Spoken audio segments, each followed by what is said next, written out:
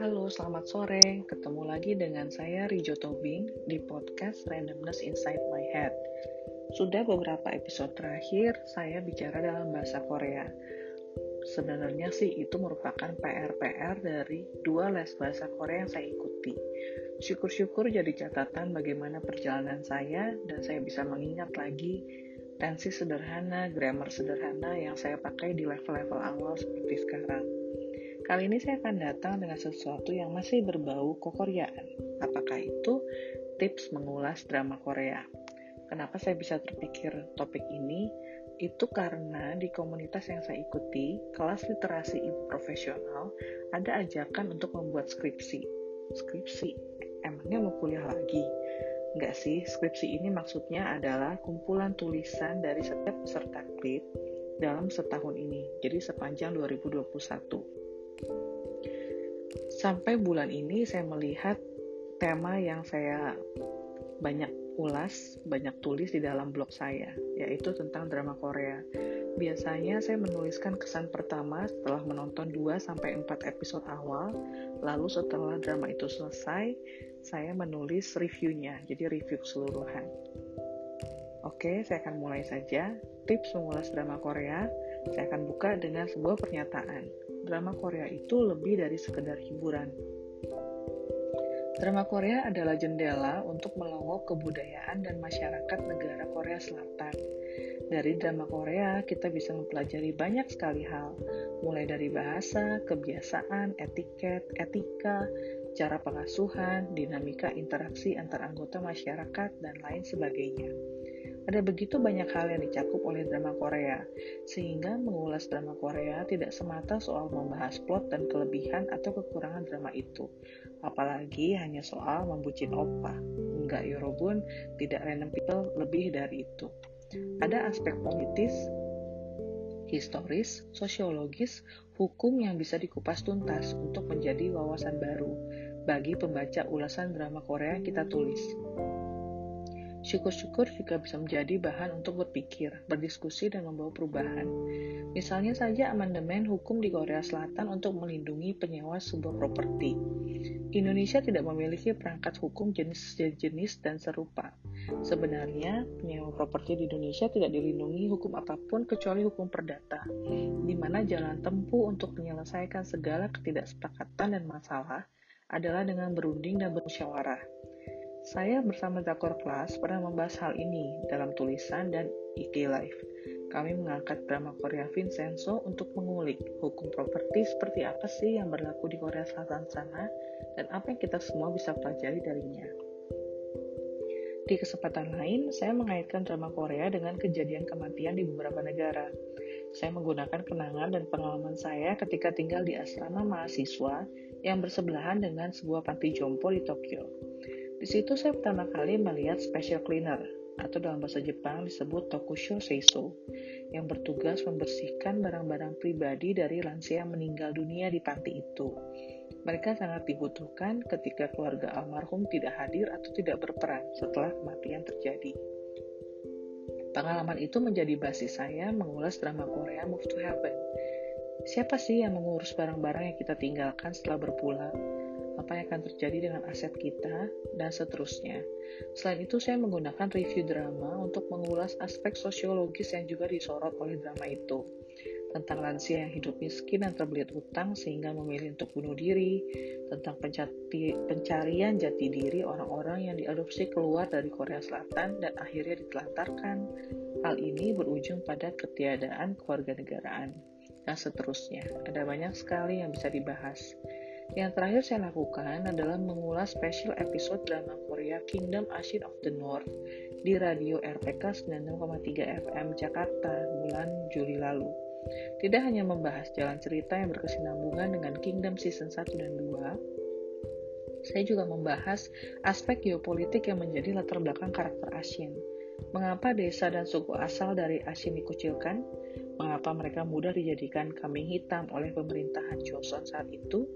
Bagaimana dinamika di antara orang Jurchen di desa Songjo-yain dengan orang Pajowi yang bertempat tinggal lebih dekat ke sungai Pajero? Saya akan uraikan lebih lanjut dalam kesempatan berikutnya. Yang pasti, review drama Korea itu jauh lebih luas dari soal review. Ia adalah juga sarana belajar. Gimana supaya tidak menghasilkan review drama yang biasa-biasa aja? Pertama-tama, sebuah review sebenarnya adalah refleksi dari pengalaman hidup kita sendiri. Ini perlu diingat supaya kita tidak melihat kegiatan mereview atau mengulas sebagai kegiatan yang berdiri sendiri. Tidak sama sekali. Kegiatan mengulas adalah sebuah kegiatan yang melibatkan semua panca indera, pemikiran, persepsi, dan opini demi menghasilkan sebuah tulisan yang khas milik kita.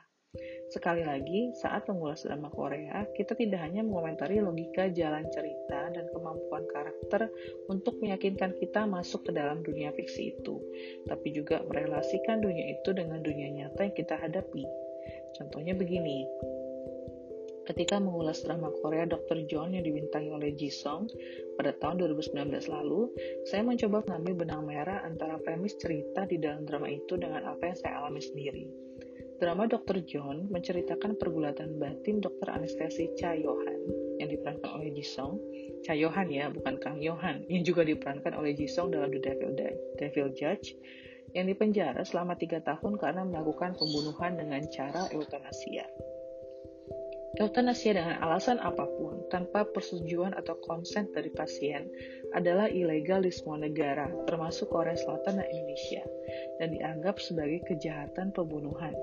Nah, bagaimana kalau pasien terlihat sangat menderita karena penyakitnya, tetapi tidak dalam kondisi sehat lahir dan batin untuk menandatangani formulir konsen? Di situ perkara ini menjadi pelik. Pada saat yang bersamaan dengan waktu saya mengulas drama ini, seorang teman saya di Amerika Serikat menghadapi eutanasia sebagai salah satu alternatif untuk melepas pergi kakeknya. Kakeknya yang berusia 92 tahun terperangkap di sebuah panti jompo yang menjadi salah satu pusat penyebaran COVID-19 tahun lalu. Keluarga dari teman saya diminta untuk menyetujui DNR atau Do Not Resuscitate adalah formulir untuk menyetujui jika terjadi henti nafas dan henti jantung akibat COVID-19 ataupun akibat penyakit lain, termasuk menyetujui eutanasia jika dirasa perlu oleh tenaga medis. Sambil mengulas jalan ceritanya, saya sambil membayangkan apa yang teman saya dan keluarganya alami.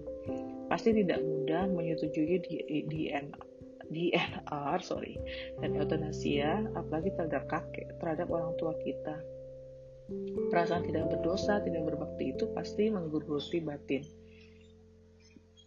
Drama Dr. John mencoba menghadirkan persepsi menarik dari seorang dokter anestesi untuk menambah wawasan kita. Bagaimana dokter anestesi berfokus pada menghilangkan rasa sakit yang diderita pasien, termasuk diantaranya dengan kematian. Bagaimana dokter anestesi menghadapi pertanyaan dan pergulatan moralnya sendiri, antara menjalankan misi kemanusiaan atau bermain-main sebagai Tuhan, dan seterusnya. Pertanyaan-pertanyaan yang menghantui karakter utama Dr. Cha Yohan selama 16 episode membuat saya bisa lebih berempati dan memahami apa yang sedang dihadapi oleh teman saya dan keluarganya. Dari menonton drama Korea, kita juga bisa mengulas pertanyaan yang menggelitik seputar hubungan antar manusia. Contohnya saja begini, mengapa cerita tentang gadis ceria dan baik-baik yang jadian dengan cowok arogan, pemarah, pendendam, pemurung selalu menjadi premis yang akan laku sepanjang zaman? Mulai dari novel laris manis Pride and Prejudice yang ditulis oleh Jane Austen pada tahun 1813, sampai ke drama Taiwan Meteor Garden pada tahun 2001, sampai ke drama Korea Boys Over Flowers yang diperankan oleh Lee Min Ho pada tahun 2009, premis ini anti gagal. Drama atau buku dengan tema seperti ini pasti ada penonton atau pembaca setianya. Sebenarnya apa yang menarik bagi penonton? Apa konflik yang menjadi ciri khas di sepanjang plot? Walaupun kita bisa menebak akhir ceritanya, yaitu si gadis ceria pasti jadian dengan si pemuda pemarah, tapi kita rela menghabiskan waktu dan tenaga untuk mengikuti plotnya yang klise. Kita tahu kemana cerita itu akan berujung, tidak ada sesuatu pun yang baru, tapi kita tetap setia membersamai drama itu. Gara-gara mau mengulas drama Korea Boys Over Flowers pada tahun 2019, saya jadi membaca berbagai artikel psikologi dan menemukan 3 hal yang menjadi kunci mengapa drama bertema ini akan selalu digandrungi. Yang pertama, Cinderella Complex Syndrome. Yang kedua, Bad Boy Syndrome. Dan yang ketiga, Savior Complex Syndrome. Gara-gara mau mengulas drama Korea itu, saya jadi mempelajari hal baru dan menemukan core dari kecanduan kita. Kita sebagai manusia selalu ingin tampil sebagai penyelamat bagi protagonis di dalam cerita kita. Tak bisa dipungkiri, drama Korea adalah produk dari kebudayaan dan refleksi dari sebuah periode waktu. Dari drama Korea, kita dapat mempelajari sejarah dan latar belakang sebuah peristiwa. Sebelum mengulas film Korea yang berjudul 26 Years di Drakor Class, kamu bisa cek situsnya drakorclass.com. Saya mempelajari sejarah politik di Korea Selatan.